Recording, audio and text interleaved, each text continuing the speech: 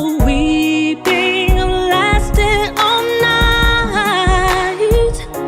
I know that joy comes in the morning light. So I march on to a new song, 'cause I've been marching to that old one way too long.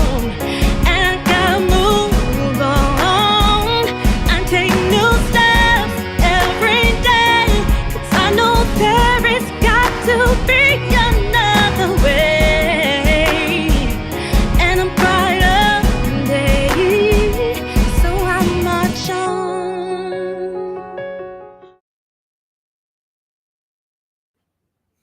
Hello. Welcome to Pure Live. It is Friday night, 9 p.m. Central Standard Time, and you are exactly where you're supposed to be.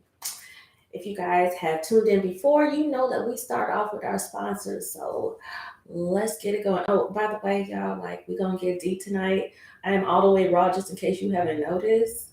She not beat tonight. Her not did tonight. So we going to get deep, okay? Here we go.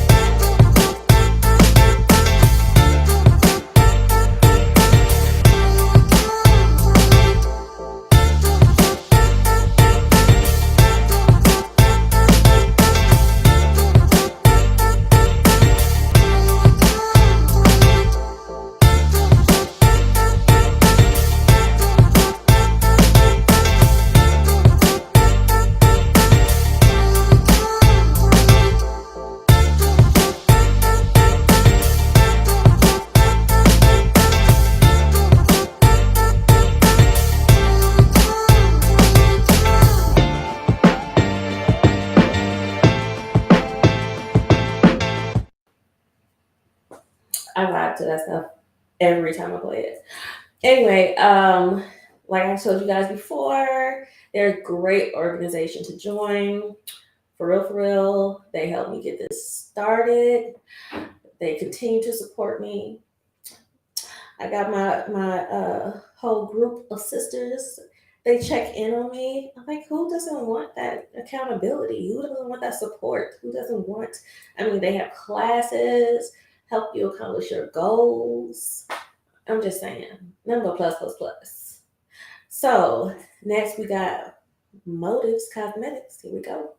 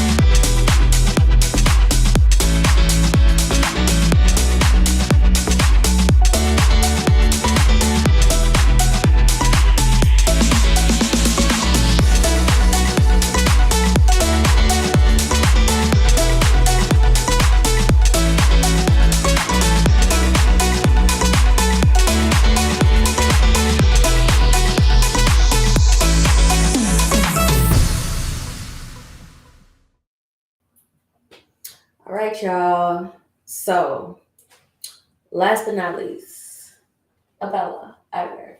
So they have this cute little thing that I decided to get. This holds my glasses and keeps them safe. These are my blue blockers. I have a bunch of them, so I don't know why I said that like these were my only ones. But I mean, are they cute or not? I'm just saying. So to get a discount on your Motives Cosmetics or your Bella Eyewear, you go to my website, asiajamal.com, and you see at the top where you see Motives Cosmetics, and you get 30% off for the Abella Eyewear. You're welcome. Now, Ladies and gentlemen, let us welcome back the one, the only, lovely Cerise.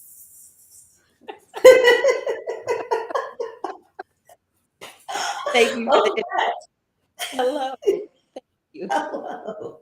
This is part the, and I would like you to go ahead and reintroduce yourself to those that didn't see you last time. Okay. My name is Cerise McCaston. I am a Denver native. I am a martial artist. I have studied or practiced in the art of Kupigana and Gumi. I know that's a mouthful to say, but Kupigana and Gumi, which is an African martial arts that is a creolization of the African diaspora of some of those warrior tribes and traditions that synthesize into one martial system. And I also, on that note, want to just make a distinction. Last time on the show, we talked about myself and another person by the name of Sheba. We hold the same rank. And in our system of Kubigana and Gumi, there's a subsect, which my teacher, his style of Kubigana and Gumi, which is Moyo and Guvu. And so we are the only two women to be promoted to the second degree black belt rank style of Kubigana and Gumi. And so that just for anybody else that's listening or lineage wise, I wanted to make that distinction or correction because it's a very big distinction or correction. There are some other women out there that have elevated in the system, so I don't want to take anything away from them. So thank you for allowing me to make that clarification. So I do acupuncture, traditional Chinese medicine, and really um, total wellness. So mind, body, spirit. And so that's a little bit of what we are going to talk about today. So as you can see this is just my everyday stuff, but the energetics of food and herbs and, I think if I go that way, herbs and supplements and things of that nature are encompassing of what I do. So um, it would that's the general introduction. I'm just giving you a little snippet. There's so much more that I could share, and it would Yes, take that's a show in and of yes. itself. And this is why we got Um, part two, because we couldn't put it all in part one. yeah, yes, but the health and wellness part of it is what we're really focusing or talking about today. So, or Yes, absolutely. So, what we're going to start with is this lovely video by Miss Taraji P. Henson. Now, y'all pay attention because we're going to dig in. All right, here we go. What I find disturbing in our community, the African American community, is that we can talk about a thyroid, we can talk about cancer, breast cancer, AIDS even, but we won't deal with the mental. And that's an issue.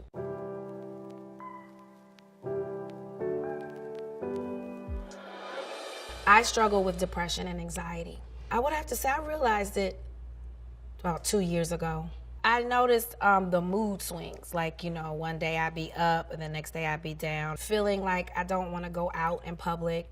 Almost agoraphobic. Like, too much to deal with. Feeling really awkward in my skin.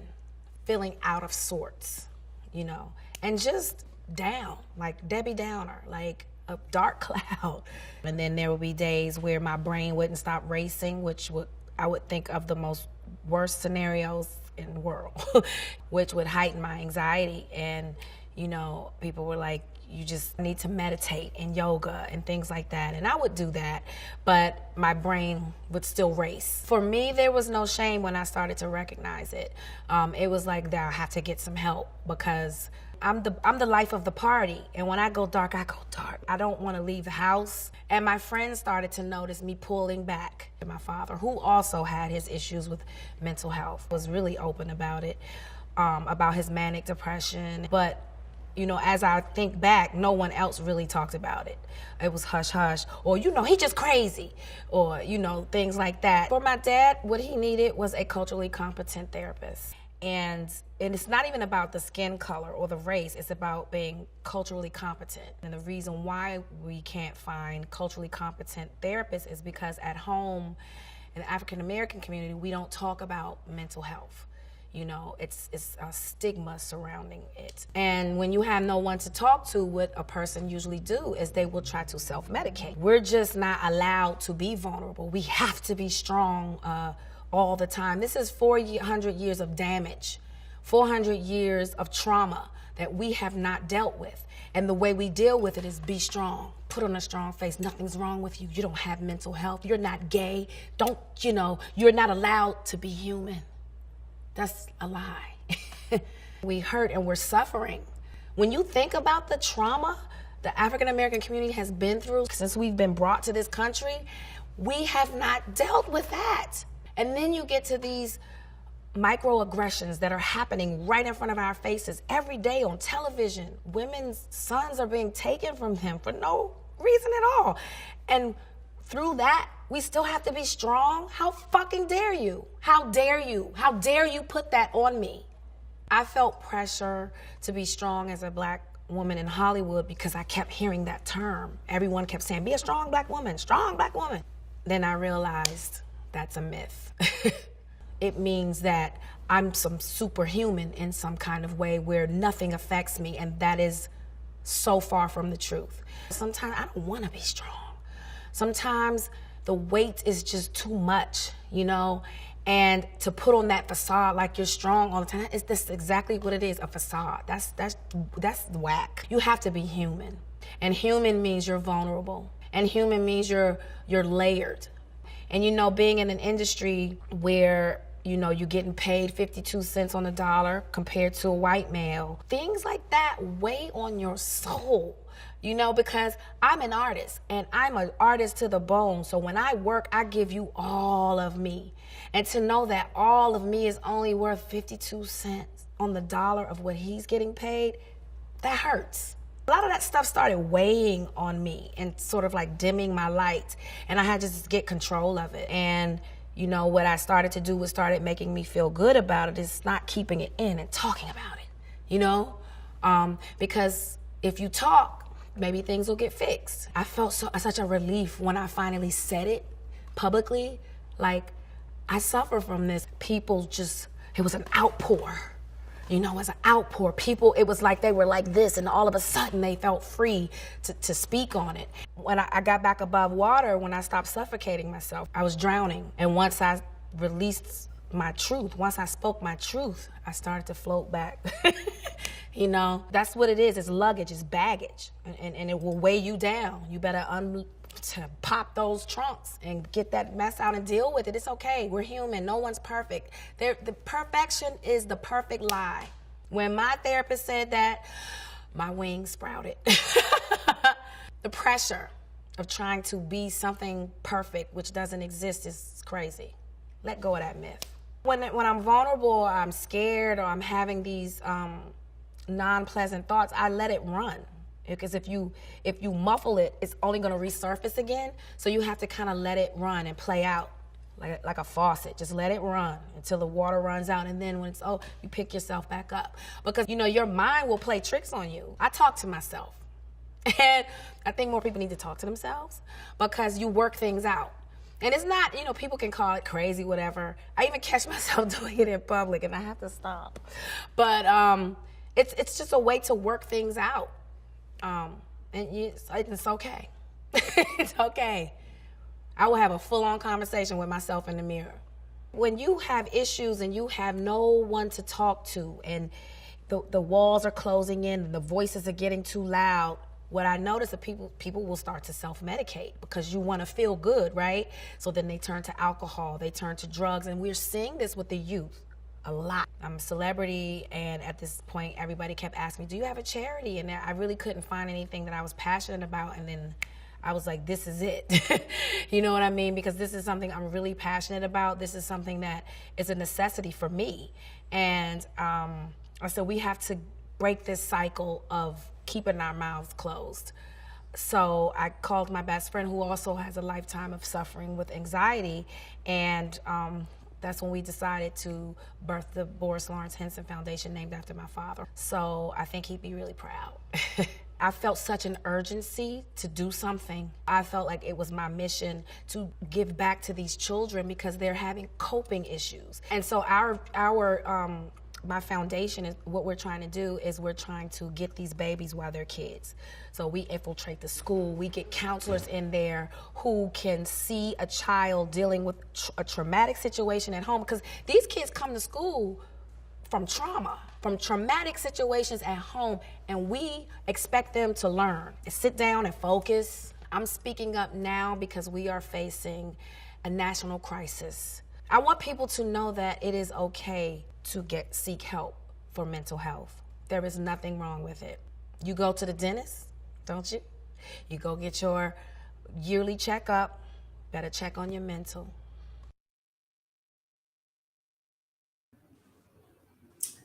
Whew. So much to unpack there. So much to unpack. Woo-wee.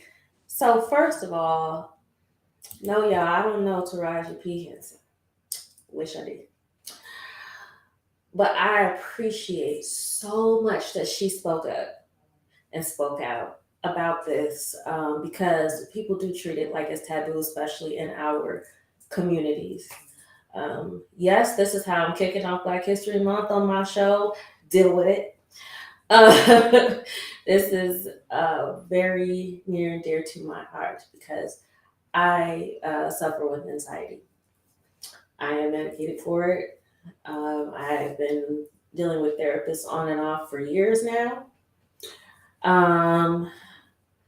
And I see that my children are dealing with stuff now as well.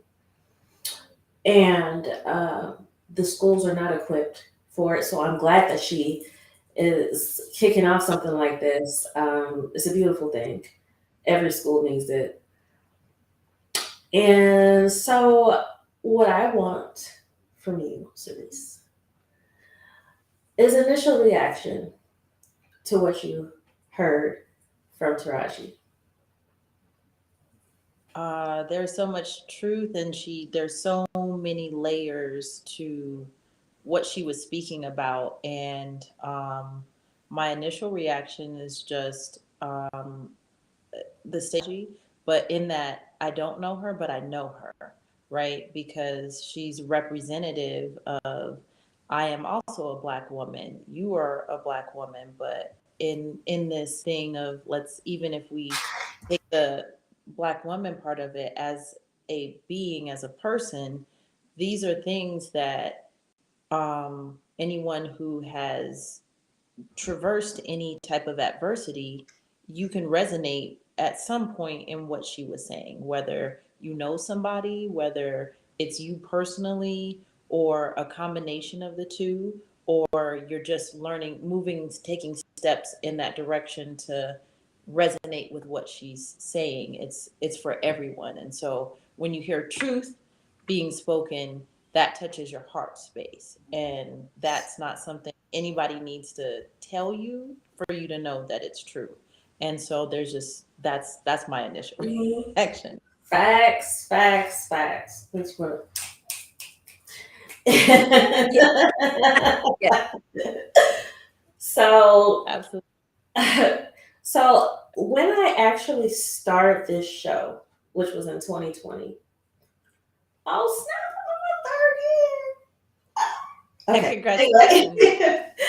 So let's go. Hey. Okay. Bring it back. When I started this, I started it on total wellness, mental health. And I had two guests at the time. It's Dr. McCrae and Dr. Margaret Jamal, Dr. Valerie McCrae. And it was it was June 2020, during that time where we were seeing a lot of Black Lives Matter demonstrations, where things were just so ridiculously tense, and dealing with the pandemic all at the same time. People were losing their minds, right? Very much. literally. Yes. And now I feel like people want to act like we're better now. You know, like don't like she said, Debbie Downer. Don't be a Debbie Downer. Why are you complaining about the same things? You have nothing to be stressed about. Why are you depressed? Why are you anxious? What is the problem? Like, we love each other. We love everybody now. What? Mhm. So, like, I think, first of all, we need to be sensitive to the fact that everybody has their own path, their own Yes. walk. So we do not have Yes. the right to tell someone else that um, you don't have anything to be stressed about or worried about or anxious about or what have you. You don't know their life. You don't know their walk. That's not the answer to tell them it doesn't exist. It's Hmm. how do we deal with it? So, Yeah. So, Reese, how would you say? I'm going to give you a specific scenario because it's me, okay. so I can do Okay. it. Okay. So, my life in particular, I have had like a bunch of years of trauma Hmm. and a bunch of years of amazing favor, successes. Hmm. So the outside of me looks like she ain't been through nothing. Hmm. Like I wish I could be like you when I grow up, whatever. Hmm. So when I got to the point where I was so anxious and so stressed out, and I'm having physical breakdowns, blood pressure going up, heart rate going up, I didn't know what to do with myself. Hmm. In and out of the hospital, all kinds of stuff going wrong. And people don't seem to recognize your stress levels can actually break you down physically, cause actual physical harm to you. So Yeah. somebody comes to you, the somebody be me, comes to you saying, "Where do I start?" How would you answer that? Oh, okay. So the first thing is you've already started, is what I would say, Hmm. for the fact that you're asking where to start.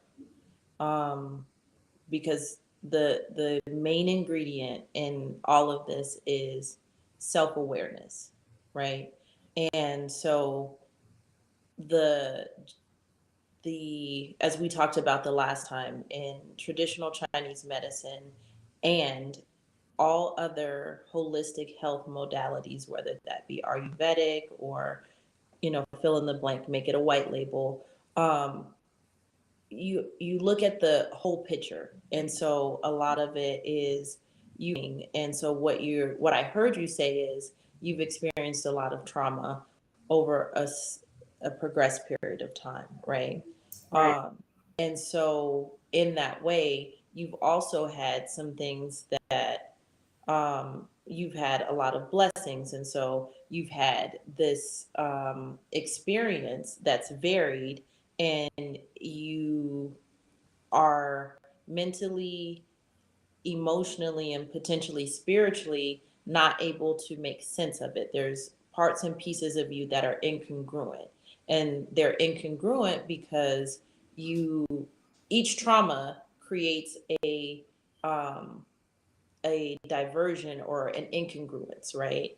Or if we talk about like music, dissonance, right? And so there's that space in dissonance where the chords, they're just out of tune. And so something either has to come up or come down.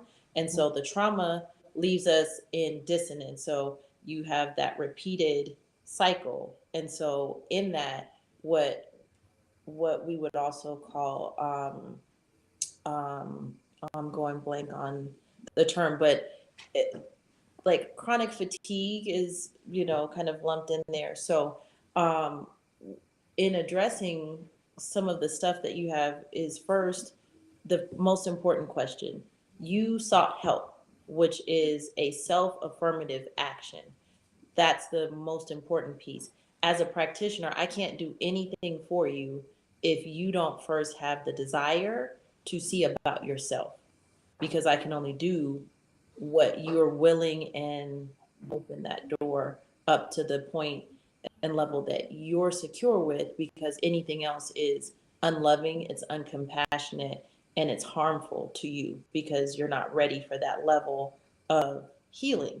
So, the same way you have a burn victim, right? So, what I find to be helpful is to think about emotional traumas as if they were traumas that we can really relate to, like a burn victim. Somebody broke their arm, somebody broke their, you got, all of these different things that we can experience physiologically. Those are akin to or similar to emotional disturbances or traumas or stresses that are in our lives, because they cause breaks in the way that we see the world, breaks in our emotional spirit to say, oh, I can keep going, versus that.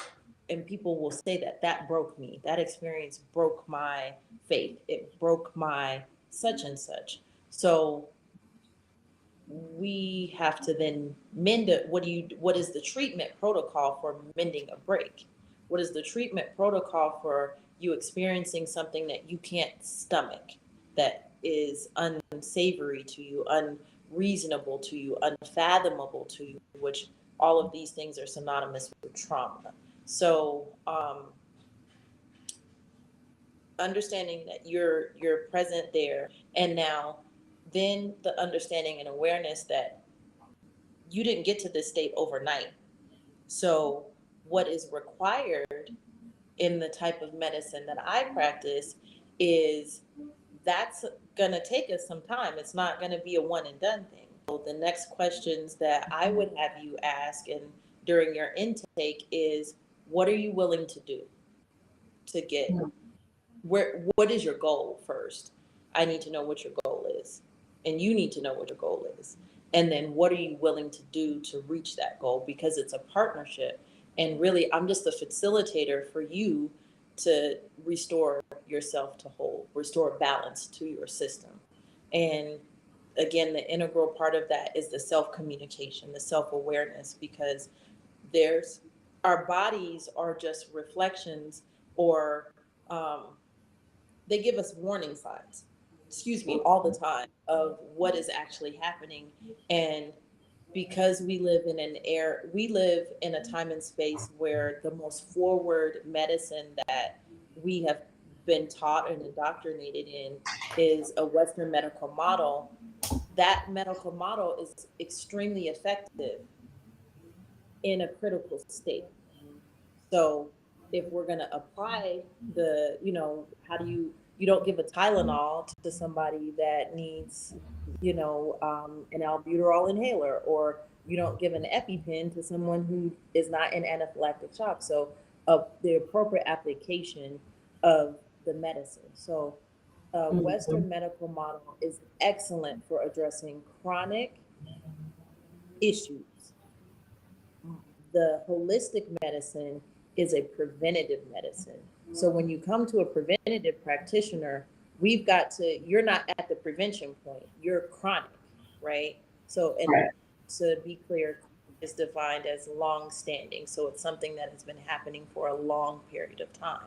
So when you're coming into the office with what you said, a lot of trauma over a long time, that's chronic. Our work first starts at getting you back to zero, and you might not even know what zero is. You don't even know what your baseline is, because you have been compensating your body, your mind, whatever it has taken, because our bodies are programmed for self-preservation.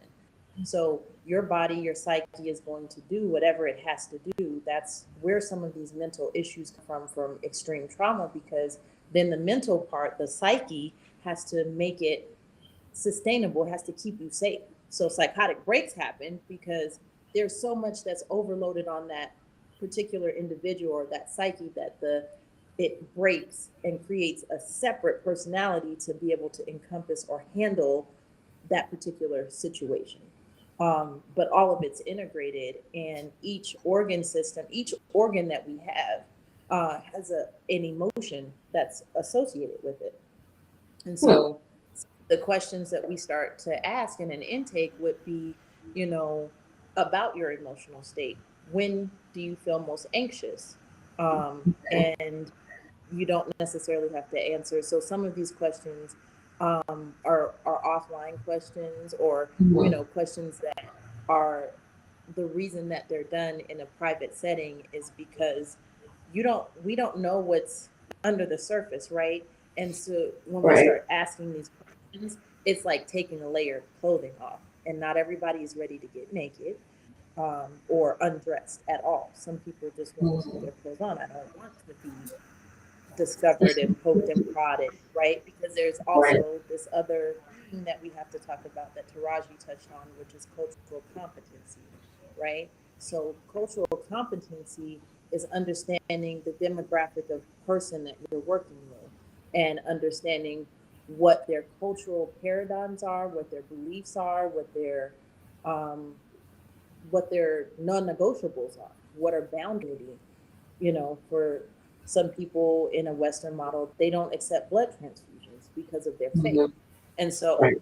as a practitioner, being mindful of what that looks like. So, um, it's important for you to also, as you're going to a practitioner, you have a say in it, and choose a practitioner that you can. And this was kind of one of the questions that got asked the last time about, well, what would you say if this was going on, or how can I Right. talk to my practitioner better?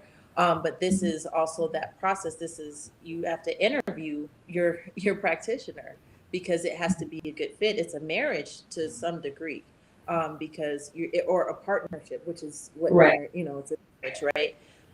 And so this is one of the things that I would work on with my son when he was really, really young, was even as soon as he was old enough to talk, having him go into the doctor and letting him know that he had the authority to ask questions, and his doctor was Mhm. there to help him better understand his body. But at the end of the day, at the beginning of the day, any time of day, you are your first practitioner. You're with you all the time. So again, Right. back to the Mhm. self-awareness, what is actually happening? When Right. do I feel these things? What am I showing? What's showing up in my body? And we are conditioned. We've had, because of, if we're keeping it in the paradigm of African Americans or Black people or people of color, however you want to identify us as a cultural unit. Right. Um, we are conditioned, right? There is, as you talked about, there's no breakdown. You don't break down in, especially Right. not in public. And if you Oh do, no. you None of find that. a corner and you have your moment, and then you snatch it all back together, duct tape it, or whatever you have to do to get through your day, to get through your moment. And that becomes, we become what we practice most. So if your regular practice is, I don't have time to pay attention to this thing, it's like taking something and throwing it in the closet. And so Yeah. eventually you keep throwing stuff in the closet only has so much capacity. And then when you open the It's all door, fall out. fall right on out. So, so there are steps and layers, and it's based on the individual person of how quickly you move or how slowly you move, because there's certain things that might be, we could be in a session and that session be more emotionally charged, or having an awareness that with acupuncture or some of these other modalities, we're moving this. And so the other part is psychosomatic, means mind body. So when you experience something, if you don't properly address it, transform it, transmute it, make it make sense so that you can continue on and use it for your growth and development, it gets stored. That's a muscle memory. The same way Yeah. you see athletes, they can do that thing over and over, and they can do it in their sleep because they've practiced it so many times that it is Mm-hmm. ingrained in their muscle memory. Their body has a it is stored there, and it will be Right. there permanently, because we have to then take that concept to our health and wellness and understand we're imposing that same oppression on ourselves. Sometimes we hold ourselves in those spaces because there is no time to put it down. There is no time to look at that thing. I got to get up in the morning. I don't have time to sit and look at that. I'm tired. I just want to go to sleep. I need a meal. I wish I had a meal. And that depends on Correct. your economic level, right? Some people that you have to um so if we're talking mind body, so we can go psychology a little bit. Maslow's hierarchy of needs, right? You have to secure food, clothes, safety, shelter. That's basics, right? And then Right. on the higher part of that list, self-actualization, or being able to experience some of those other, if we translate it, spiritual growth and development, to break it down. But those basic needs have to be met. So Mm-hmm. even thinking about generationally, our parents, like our grandparents, and emotional health, how Taraji was talking about, well, this is not something that we talk about. This is not something that we address in our homes. Well, our grandparents were just trying to keep us alive. That's their job. I Right. can't even I don't have the capacity to be focused on your feelings. I'm trying to keep you alive. The fact Facts. that you come home, that's a blessing. And so then our parents, the next generation, they then benefit from the investment that their parents made, but there's the trauma about that of, I have all this stuff going on and I can't talk to you about it, because now we have been afforded the luxury of betterment in our Mm-hmm. lives, but there's also some things that they weren't able to provide because nobody taught them how to do it. And they're carrying who knows how much trauma with us. And so we Right. do what we know, and then we just pass it along because that's how our parents did it, and that's how their parents did it. So that's has to be, I turned out all right, you know. So that has to be the right way to go. And it not necessarily. So as you can see, this kind of explodes, and then it kind of turns into all of these little pieces. So uh, as I'm talking, I understand that this could be the overwhelming feeling for someone of, well, if it's all of that, why would I even, where do I start? Or you could feel defeated before you begin. Before it even Um, begins. Right. right. So what I would say is, like, just pick one thing that you want to work on. And even if that's like, I just want to feel better about my stress or my anxiety or whatever that one thing is, because if you touch it in one area of your life, you will touch it in, it will, it will touch every other area in your life. Because if you, my instructor would say, if you do it on the mat, you do it in real life. So he would always speak to tendencies that we had on the mat. If you're being lazy in maybe how you're sparring or how you're showing up that day, and that's a regular habit of yours, then you're lazy somewhere else in your life. Probably a lot of other areas in your life that you just, if you Yeah. just take the time to just sit, look, you can see that. So if you just start with one thing, just pick one thing, and it can be as simple as you need it to. Also, this self-awareness and getting to start to develop a relationship with yourself of, what is enough for me, or where would I like to start most, or what do I feel like the biggest block in my life is, and what would mean the most to me to be free, what would make me feel free, because that's what we're really looking for, is freedom and free Right. flow of our, and the connection, mind body balance. So Yeah. start one place, and that could be, you go into your practitioner. The holistic health or acupuncture helps with that, because there's some things that we can just address with a treatment, and it can be something that's happening in your body, and by us making those modifications, it gives you a little breathing room so you can address the mental part. So in those ways, touching back on each of those emotions. So each of our organ systems has an emotion associated with it. So Mhm. the lungs, and so the emotion is what has the largest damaging impact on that particular organ. So, for instance, grief with the lungs, anger with the liver, pensiveness or overthinking with the spleen, and you have, let's see, the heart is joy or overjoyed, so that comes out as a manic joy. So I know it's like, how could joy be harmful or like Mhm. in a way? If we see the extremes of that, then we would look at somebody that's bipolar or Right. manic depressive. Those are those extremes, but that's how that plays or over time in a chronic fashion has a damaging effect on that organ system. And then when we get down the road, we see those diseases develop in those organs, but everything kind of interweaves Mhm. together. And so Yeah, when I'm an you look example of that for there, yeah, so let me pause there. Do you like sure. when Yeah, you we are gonna pause for a second and take a quick little break because I did say that's a whole lot to unpack. So we are unpacking some serious luggage here. yeah. So we're gonna take a moment to breathe. For those of you that are watching via YouTube, this is what I want you to do.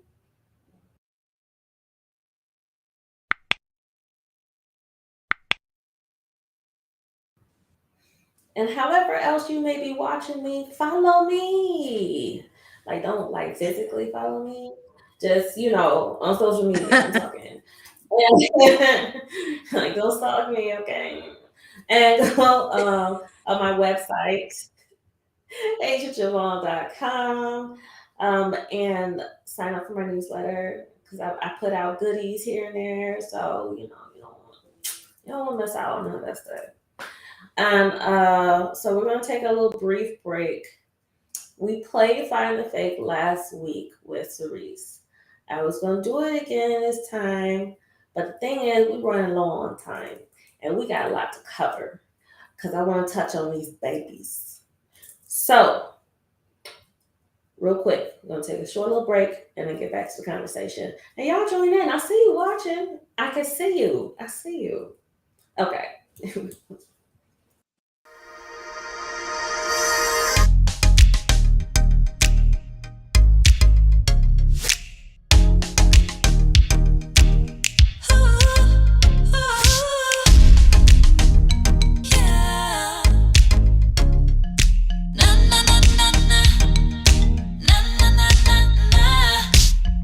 Hi, I'm Asia Jamal Rogers, and I'm a singer, songwriter, choreographer, voice actor, and I am the creator and talk show host of Pure Live. Pure is an acronym for perfectly undefined raw elegance. So naturally, we want our content to be pure, raw, and elegant. It airs live every Friday at 9 p.m. Central Standard Time on YouTube and Facebook. And if you'd like to see all of the episodes, you can reach it at asiajamal.com, ASIAJAMAL.com. Or if you'd like to be on the show, you can reach me at asia@asiajamal.com. Hope to see you soon.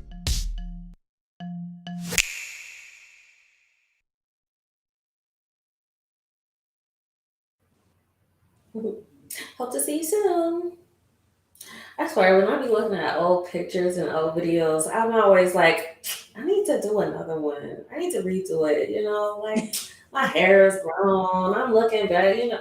I don't know why we do this to ourselves. But anyway, so moving on with the conversation, I want to unpack part of what Taraji was talking about with the children. Mm-hmm. And one of the things that I watch a lot of YouTube shorts, y'all. To be honest with you, I do. This is my way of keeping up with what y'all talking about. Okay, so I gotta go through them real quick. I got other things to do. And one of the videos that I saw today, this guy was like, always talking about you stressed, you gotta allow your mind, you having panic attacks, but you ain't got no children. What you stressed about? And it's like Taraji said, how dare you? So I am a mom. You all know. Mm-hmm. As a mom, I've watched my babies deal with stress. I've Mm-hmm. watched my babies deal with anxiety. And the schools are not equipped for it. And quite frankly, I didn't feel equipped. When my child comes, I'm not going to say who it is since people seem to know who I am, they know who they are. But when my child came to me and said, I don't feel well almost every day, you know, I don't want to Mm. get out of bed. I don't want to do anything. I just want to lay up under you. Can I just lay next to you all day? Like, do I have to go anywhere? I'm like, okay, what's happening? Because I mean, I don't know if y'all can tell, but we're not talking about adults here. I'm young and okay. Um, well, these are some young kids, right? I got a preteen and I have teenagers, and to be so young and then close yourself out from everybody else, something's going on there. And I'm just like, what do I do? Well, come on, let's get out. Let's go do some stuff. But they still got to deal with the next day. Still got to go to school. Still got to deal with those teachers. Still got to deal with those kids. Still got to deal with that drama. So, and we definitely have to get rid of people putting other people down for speaking to a counselor, a therapist. It's like, no, this is what is smart.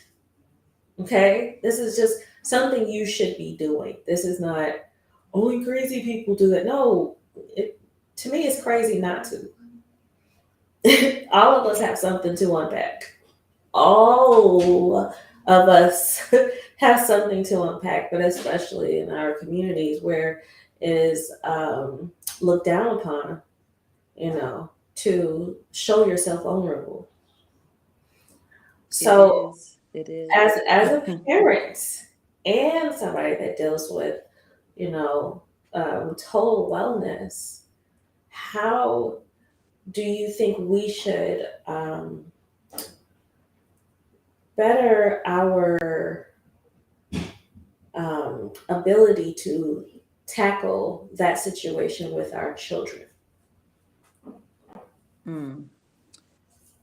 These are such loaded questions. So I think the first is having a relationship. If you do already have a healthy relationship with your child, um, maybe more probing questions of when did you notice that you started feeling this way? And when did it feel to the point that it, you know, would be all the time? And then almost like a reverse engineering of that process, because they're in this way of what you just shared of that's a self-advocating um, behavior. I just want to sit under you. Kids don't have all the language that we have to describe all the ways that they're feeling and sensing, but they're actually more present to their feelings than adults can be, right? So it's a little bit more on the surface, but they just don't have the language all the time to say what it is that they need or to identify how they're experiencing their world. So um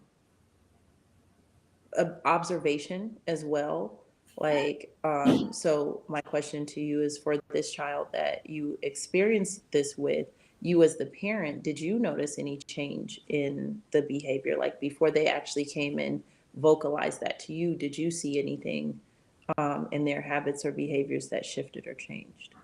Absolutely. I definitely did because my child um, was bubbly at first, you know, like, okay, all right, see you later, hang with my friends, gonna do this. And then all of a sudden, you know, shades drawn, lights out, laying in the dark, just in Mm-hmm. silence or just, down, Mm-hmm. as if there's a cloud over their head. So it was a drastic change. Okay. And then, so immediate drastic change, like almost like day and night Yes. change. Did you, at the point that you saw it, were was the child in a space that that you could come to them and talk to them like, hey, I noticed this is different about you. Did something happen, or what's going on? Yes. And I did ask, and my child was like, I don't know. I just don't feel well. And I could tell that my child did not know how to articulate what was going on exactly. Mm-hmm. So, what I started to do was to ask what happened throughout the day, get the Mm-hmm. tidbits, and then eventually I get the story. Mm-hmm. Yeah, put the pieces together. Okay, so is this bothering you? Is this part getting to you? Are you having an issue with this person? Have you Mm-hmm. spoken to this person? Trying to break down things little by little Mm-hmm. because my child didn't know how to say, you know, this situation gives me anxiety, Mm-hmm. or I have fear when dealing with this situation. A child is not at that level. So Mm-hmm. that's the way that I've been approaching it. Yeah, those are definitely good areas because one, you have to, it's important for you to really know your child's nature, right? So, as parents, we have the benefit and privilege of, we get to see their tendencies and their nature over time. When they get to the adolescent stage, babies again, because the hormonal shift and change happens. And so now they're at a space where things are happening, but they can't articulate it. So in that way, they're baby infant like, because you're responsible for care, but they can't articulate. I can't tell you what I need, but I know I need something, right? Right. And then you throw a little sprinkle of teenage spice on that, right?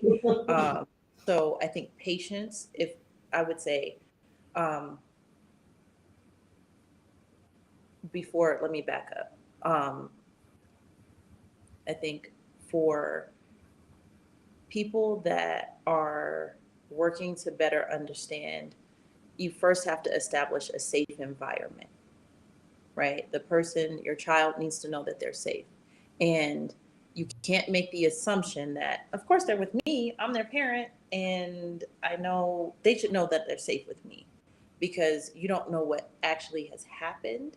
And so creating a safe space just so that you can have conversation and understand that that might not happen the very first time that you try to approach them about what might be going on, because they also are feeling it out of knowing maybe it's something that they want to share with you that they think that you're going to be upset with, because they don't know what it is, or maybe they feel like they've done something, or something has happened to them. So there's an infinite number of possibilities. So safe space, don't make an assumption about what you think it is per se, right? You can have your um, when you're listening, try to listen with a blank space, so that if something does show up that kind of is sandwiched between their normal, behavior, or even um, in that context, that you can kind of pick up, or you can start noticing what's different. And those are teasing out and getting down to the root cause. So the safe space, asking questions, observation about what you see. The other part is, did any part of their diet change? Sometimes dietary changes um, make a major impact on mood and behavior. So maybe in their diet they've increased junk food because they're maybe hanging out with friends more, and there's more intake of that. Well, that's depressing to the system. So that is going to leave you with more of a lethargic feeling, and then that in conjunction with several other things. So dietary changes could be affecting that mood and then behavior. And so that's been found with a lot of parents that had people or had children with like ADD and ADHD that didn't want to medicate them. One of the primary things that they change first is their diet. And then from there, that helps to at least establish a baseline of what could be different. So that's one of the factors. And then as a parent, if you're not equipped or you don't have the skill set to ask yourself these questions, like it requires us as parents to do our work, right? Because these are little reflections of us. And so sometimes their reflection can be triggering for us because we see so much of ourselves in there is so what feels so opposite to us that it can be aversive or it can bring up something that we didn't know was a thing until it's a thing. So it really is presence and awareness of what are you bringing to the table and being willing to hear something difficult or willing to just willing to listen, I think. Not even difficult, but Yeah. just willing to hear And not react. and not react, right? Which Mhm. is super hard to do sometimes because there's also, as a parent, you want your whole job is to keep them safe and do Right. all of that. So it's a whole network of things, but safe environment, ask questions, um, and encourage. And then once you get the questions, or even if you don't know how to ask the question, then um, take a look at. There's usually you're in a different state, but usually there will be a local website, and so for people of color. I know that here in Colorado, and I believe that they're nationwide, but there's ABPSI, so it's the Association of Black Psychologists, and so they have a network of psychologists that are available. But now that there's a lot more, this is an industry and a field that is becoming more populated with people of color or people that are culturally competent, to do a search and can help support you so that you can learn the correct questions to maybe ask, so that and maybe you need help or you need somebody else to kind of intervene so that it's a neutral space for you and your child to ask questions or to kind of get to the bottom of that. Okay. All that was some goodness. Um, that's probably why they didn't say that because they're like, I'm trying to hear all of this. And listen, y'all. I know I'm giving you all this good stuff for free, but she got a website. So let me introduce or reintroduce. Write this down. Okay? Get your sessions and contact her. Do what you gotta do so you can get more of this goodness because I know I am. Okay? Okay.